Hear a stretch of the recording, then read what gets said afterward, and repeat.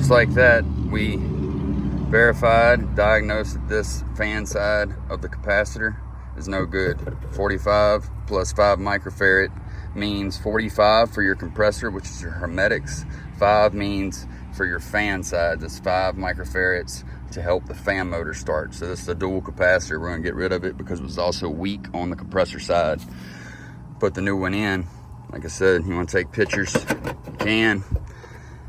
That way you know where everything goes. If not, you can go off of memory if you've done this enough. Just gonna take that and you tighten it back up after the fact, but we're gonna go right here. We got our common coming from our compressor. It's gonna go on common, obviously. And then we're gonna go right here, brown fan, almost always brown is fan, but that ain't always the case. It's just almost always, like 99%, right? The colors change when you get inside the unit, right? Because the sun's been fading it. So down in there, it looks blue, but purple is actually for fan here. So fan common, so we're actually gonna go to common here.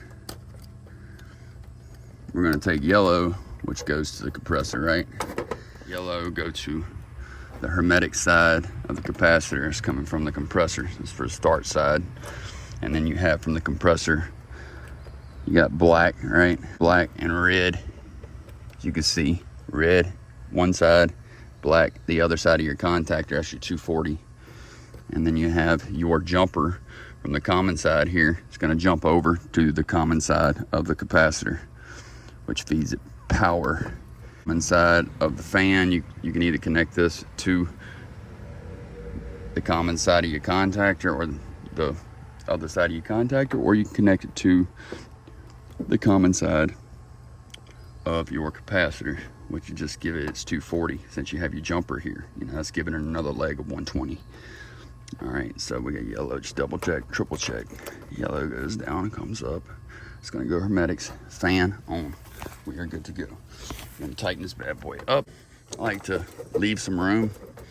And the next tech, or you know, if I have to come back for another capacitor or a hard start kit or something, compressor saver, where you can see it, okay? But not too close where it can arc out. All right, here we go. Let's start it up. Let's get our amp clamp going. Put it on amps. It's gonna go on the incoming wire right here. I'm gonna set it to max so I can see my max, you know, starting amp load. You take your disconnect here, put it right there, get it ready, slap it in. We are good to go.